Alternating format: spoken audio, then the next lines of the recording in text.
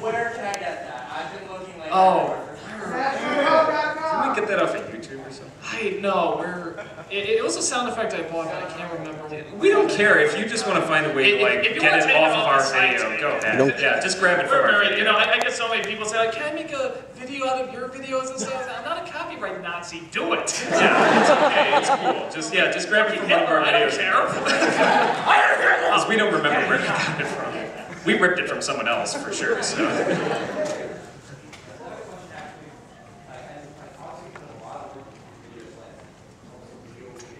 We fooled them.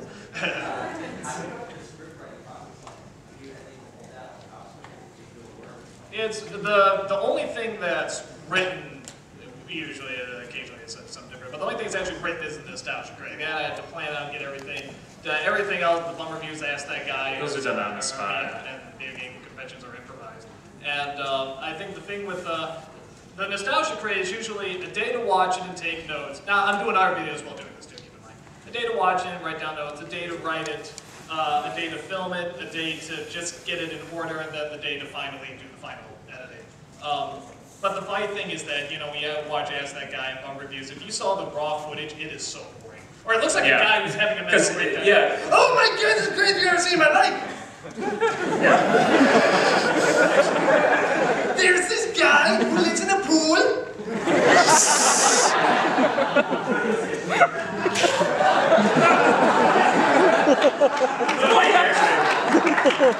And he has candy!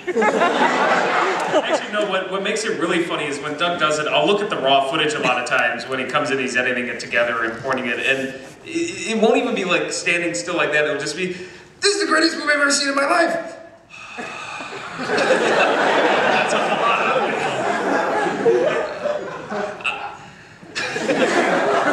There's this guy!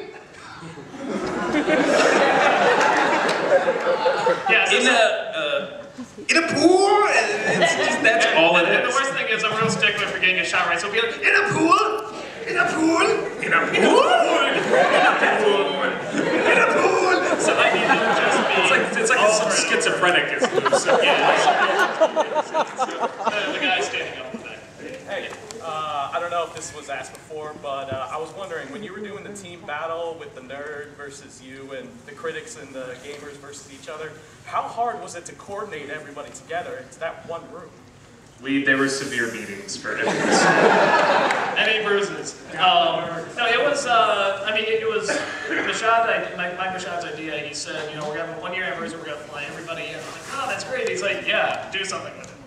Right. So I just thought, once everyone wants to see when everybody's finally together, beat the shit out of each other. So it's one of those things. It was totally storyboarded. You know, everything was lined up. We mostly shot in order. But it's one of those things, I think even James was saying this, we're fortunate that we have people who do not have big egos, so they don't do stuff, you know, to get attention, they do it because it's funny, they do it because it'll get... And a lot of it was, it'll be good for the story.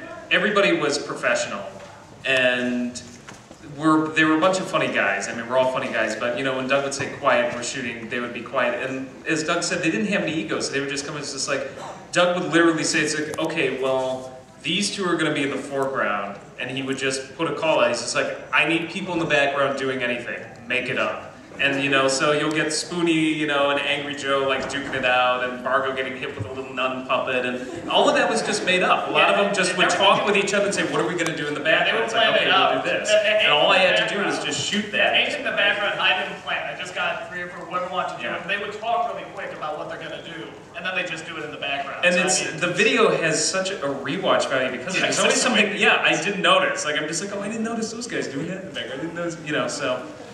Also, how much of the city was destroyed by the two Jesuses? Chicago was laid to waste! Many Chicagoans died to bring you that wrong. Red Sweat.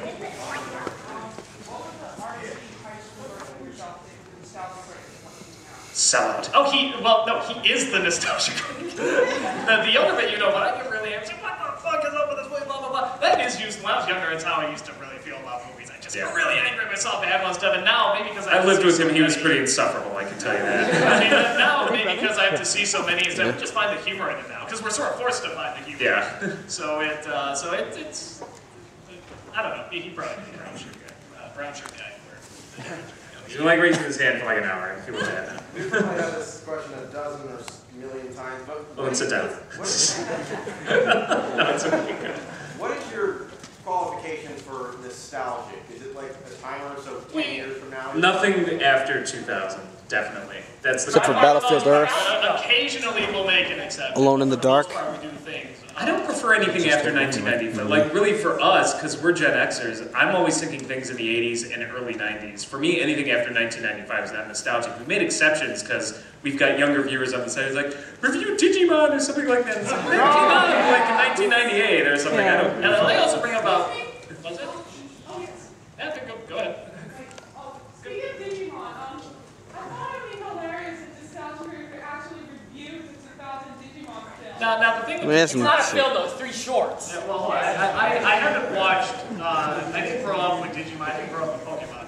And it's one of those things where, in order to, if I'm going to do a show, it has to be a show I grew up with because there's a lot in doing a show. You have to, because you have to get the gist. You can't just get sometimes from 3 episodes, like the first 3 and then the last 3.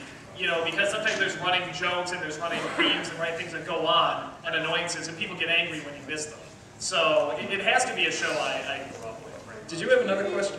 Well, I was going to say, so eventually you're going to run out of stuff to review because you will completely strip mine your memory. No, I think what'll happen is we'll start raising the bar by a year. Somebody actually. We'll sell out! Somebody actually told us, he's like, well, you really should just raise it a year for every year you're on because it's nostalgic to, younger people. I was considering that, like, yeah, we'll probably start doing that eventually. Rainbow Glow.